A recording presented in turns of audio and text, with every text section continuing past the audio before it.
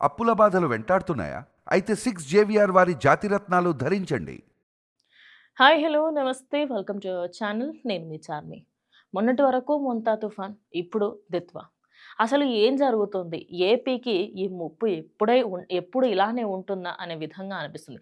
సరే, ఇప్పుడు ఏపీ గురించి మనం కొద్దిసేపట్లో మాట్లాడుకుందాం. దానికంటే ముందు ఇండోనేషియా, శ్రీలంక, థాయిలాండ్ గురించి మాట్లాడుకుందాం. 1100 మందికి పైగా చనిపోయారు అన్నట్టుగా న్యూస్‌లలో అయితే వినిపిస్తుంది. అయితే ఇంతమంది చనిపోవడానికి గల కారణం ఏమిటి అంటే, సడెన్‌గా ఈ సైక్లోన్ ఎఫెక్ట్ అనేది రావడము, అదేవిధంగా ఎక్కువ మట్టుకి ఇండోనేషియా, శ్రీలంకకనేది కొంచెం ఎఫెక్ట్ అనేది ఎక్కువగా ఉందనమాట.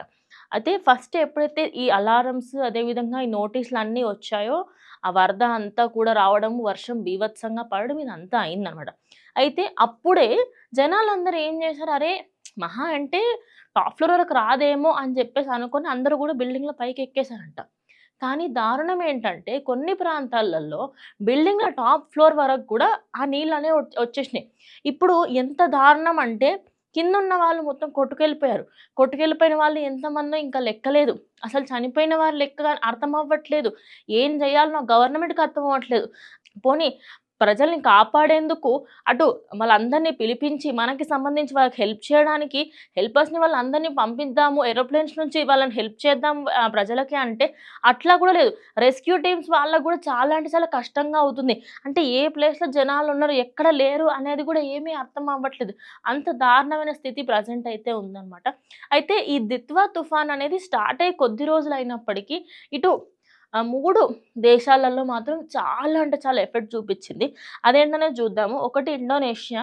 అక్కడ 505కి పైగా జనాలు చనిపోయినట్టుగా అయితే అఫీషియల్‌గా తెలీదు. బట్ చాలా మటుకు వార్తలైతే వస్తున్నాయి. నెక్స్ట్ వచ్చేసి శ్రీలంక 334 అనేది అంటున్నారు. అందులో మిస్సింగ్‌ది కూడా ఉండొచ్చు. అంటే చాలా మటుకి ఇది నంబర్ అనేది డే బై డే పెరుగుతుందనమాట. నిన్న వందల సంఖ్యలో ఉంది. ఇవాళ ఇంకా ఇంకా పెరుగుతుంది.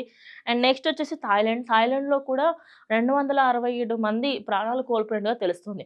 అయితే ఈ ప్రాణాలు ఓన్లీ అక్కడ వాటర్ వల్లనో, లేకపోతే ఫ్లడ్స్ ఎక్కువగా రావడం వల్లనో కాదు.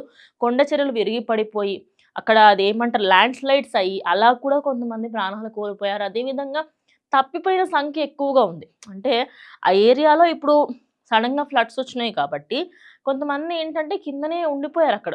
అలా ఫ్లడ్స్‌లలో కొట్టుకుపోయిన వాళ్ళు ఎక్కువ మందున్నారు. ఇప్పుడు ఆంధ్ర విషయానికి, అదేవిధంగా మన తెలంగాణ విషయానికి వద్దాం.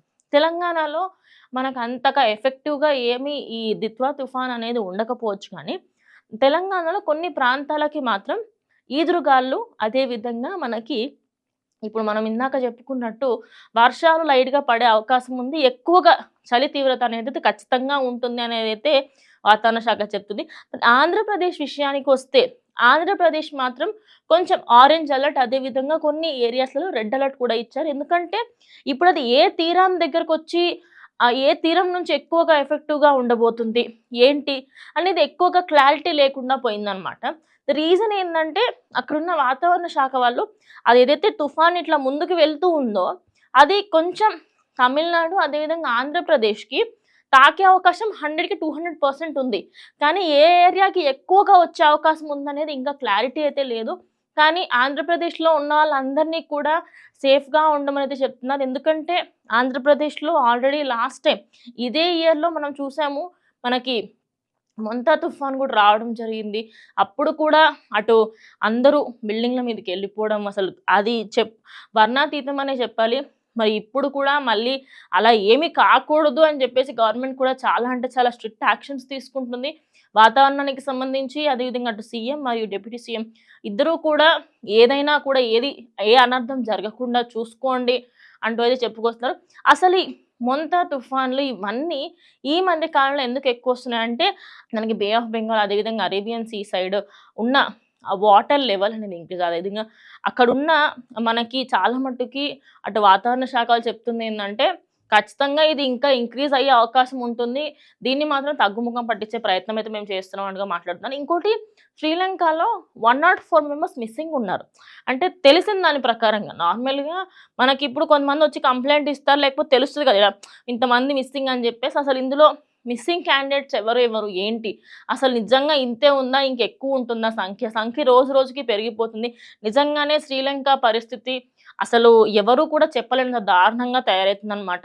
మరి శ్రీలంకలో ఉన్న ప్రజలందరూ కూడా ఎవరెవరైతే ఉన్నారో వాళ్ళందరూ సేఫ్‌గా ఉండాలని కోరుకుందాం.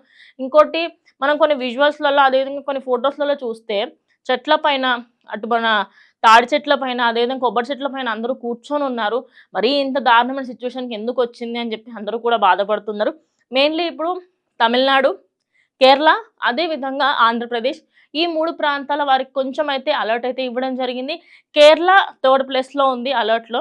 అది వచ్చే అవకాశం ఉండొచ్చు, ఉండకపోవచ్చు. బట్ ఎఫెక్ట్ అయితే ఉంటుంది. ఈదురుగాలు అదే విధంగా మనకు కొంచెం వర్షం ఇలా ఉంటుంది. తెలంగాణ కూడా సేమ్. కానీ ఆంధ్ర అండ్ తమిళనాడు రెండిట్లో కొంచెం సివియర్‌గా ఉండే అవకాశం ఉంది. మరి చూద్దాము అసలు రేపటి వరకు ఎలా ఉంటుంది సిట్యుయేషన్ ఏంటనేది. ఆల్రెడీ వర్షాలు పడుతున్నాయని చెప్పేసి ఆంధ్రాలో అయితే చెప్తారు. మరి చూద్దాం ఎలా ఉంటుంది ఏంటనేది. దీని మీద మీరేమంటారో కామెంట్ చేయండి.